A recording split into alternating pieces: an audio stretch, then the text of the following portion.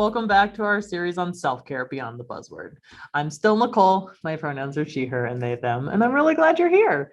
Today, we're going to talk about something that can be really hard for a lot of people, which is boundaries. I'm going to give you a little idea of what boundaries are as I'm conceptualizing them today. And then we're going to use that 5-part series that we learned in the last episode to actually look at how do I add a boundary into my life in a way that's loving for me and the people that it might affect. So I'm real glad we're here to talk about it. So when we talk about boundaries, what I'm not talking about is drawing that line in the sand and telling other people like, you better not cross that. No, boundaries are the limit for where I can love myself and love you as well. So boundaries mark that outer limit of our being. They are kind of our edges. And as you might know from having a tired day or a good day, those kind of change depending on where we're at. It could change with the season, but they're things that we need to be aware of as fluid. These can include categories like my time, money, energy, and that means that they do span physical and emotional categories of us as well. Basically, a boundary can address anything that answers the question, what kind of resources do you have that you might need to regulate and protect? So that's why we mentioned time, money, energy, physical, emotional. I really emphasize how important this is, and that's why we're talking about it today, because you will always have more invitations to spend these resources than you will actually have resources unto yourself. So one part about the self-care that we're practicing here is that we want to be intentional. If I've already thought about how I want to regulate my energy, what kind of places I want to be donating money, then I don't have as much conflict or confusion when I get those invitations in real time. I'm going to kind of walk through 4 categories of common boundaries, give you some ideas, some questions for reflection that will help you think for yourself. Where do I have those boundaries already? Where might I need to think about them some more? And then, like I said, we'll go through that little 5-part series to look at what it means to add a boundary to maintain your self-care. So physical boundaries might be one of the easier ones because we already have a sense that like these are the edges of my being. And so you can ask yourself questions like, what kind of rules support my physical body and personal space? Am I someone who likes to receive hugs? Who do I like to receive hugs from? In this time of COVID, how comfortable am I with masks? How comfortable am I in public places? What about personal spaces? These are always changing questions. There are certainly days where I am all about hugs, and then there's some days where I'm like, not today, thank you. And so having that patience and that acceptance with yourself that these aren't going to be just facts about your identity. They're going to be things that change as you go through your day. Another boundary set that you can look at is values. What are your values and your priorities? This one can actually overarch some of the others to help you think about what is most important to me, and do my energy and my resources reflect that priority in my life? So the question that we want to ask ourselves there too is, what will happen if someone crosses one of those value sets that you have? And what if they ask you to adopt their priorities instead of your own? How would you be comfortable addressing that? These are all boundary works. Are you comfortable saying, that's a great idea, it's just not a good fit for me today, thank you? What kind of no's are you comfortable saying? And always, no is a complete sentence. You don't have to explain yourself. Moving into emotional boundaries, how much space do you have for your own thoughts and feelings? This merges really well with what we talked about in an earlier video about emotional self-care. Do you have practices that give you time and space for these things? And can you separate that from other people? Knowing where that boundary is between you and others can help you regulate what's yours, and something that's hard for me, not picking up what is someone else's. You can leave that for them and give them the dignity of taking care of their own things. The last one I'm going to touch on here is financial boundaries. What are your guidelines for lending, giving, or donating money? Do you always jump in and rescue someone if they're facing hardship? And importantly, what is your process for deciding? I know some people have found a lot of good use in always pausing. When they're invited to donate, they say, thank you so much. I got to think about it, just to build in a little space for themselves there. And that can be that separation that creates a boundary between you and that immediate decision, just knowing that you are the kind of person that likes to think about things and process. So boundaries are not meant as walls. Boundaries are bridges. They're places that we can meet each other in a way that works for everyone. And so I'm going to really walk you through that in this next example, using that 5-step structure to really see how a boundary not just supports your own self-care, but really enhances the way that you can meet other people. In this boundary example, I'm going to talk to you about a hypothetical of wanting some time for yourself, especially as I've run through this example, if you have kids and perhaps a busy household. Hey, so you're hearing all about these great ideas of how to take care of yourself. And if you have kids, you can come and join my YouTube series where you can learn how the self-care can actually help benefit your children as well. So come join me on YouTube and I'll see you there. And so I'm going to really walk you through that in this next example, using that 5-step structure to set that intention. Again, this is the simple part.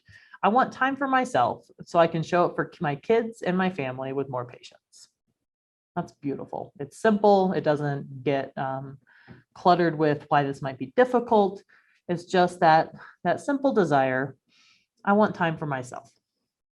And so then with the 5-part structure, starting small, I want 10 minutes of daily alone time. Awesome.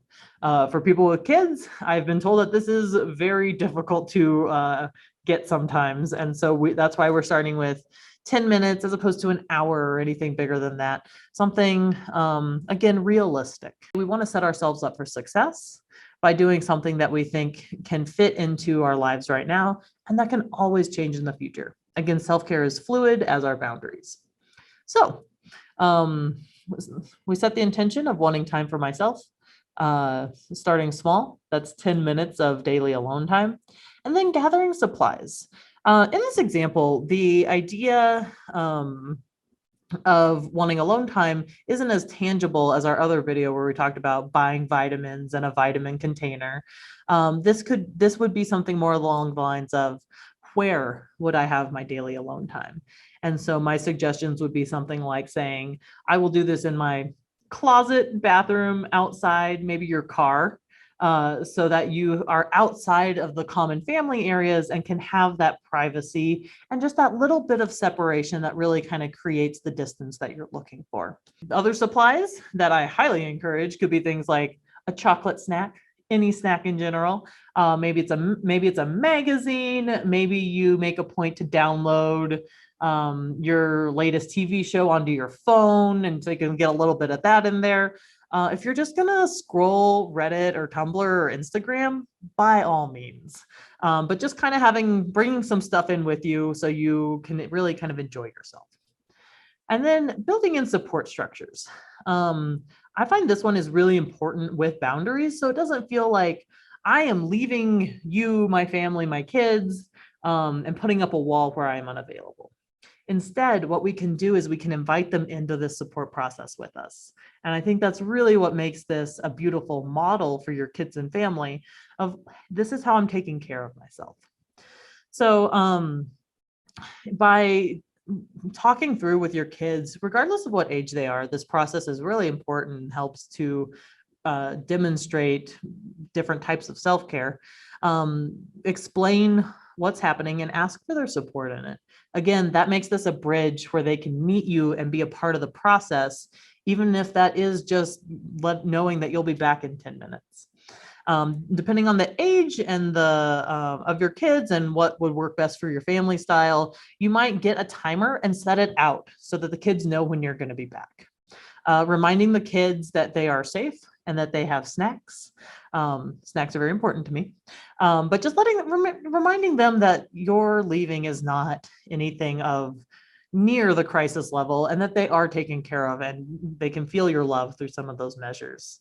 And then also explaining to them in real time that, different people manage energy differently, and that sometimes taking space and time to rest and decompress is a way that helps you regulate your emotions, and letting them know that this lets you show up better for family dinner afterwards.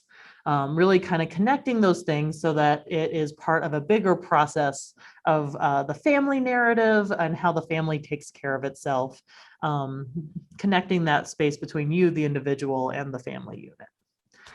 So yeah, those are different ways to invite them in. And that is the step in this process, which is building and support structures.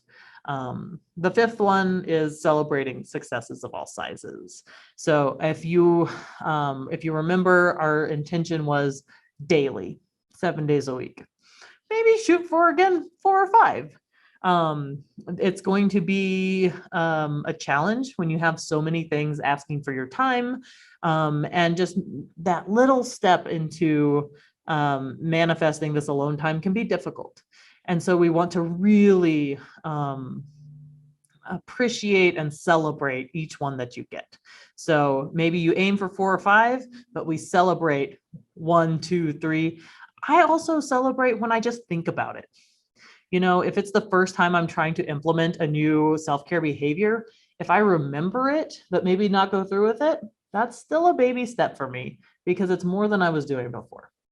So this is one way that you can start implementing boundaries. If you are thinking about these in a workplace, a relationship, even a boundary with yourself, that could be trying to get to sleep at a better hour. It could be wanting to kind of create and understand those limits for yourself.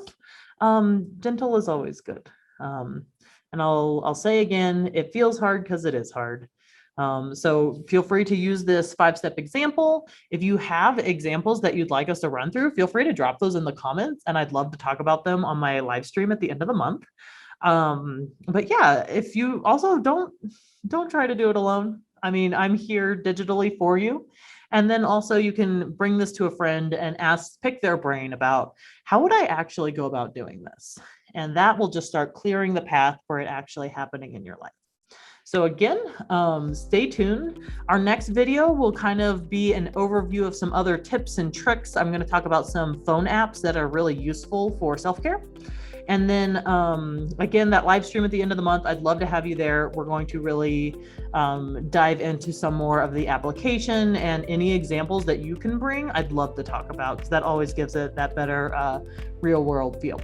So in the meantime, if you need more Mental Health Partners good content, we're on YouTube, Instagram, Facebook, lots of great stuff on our website.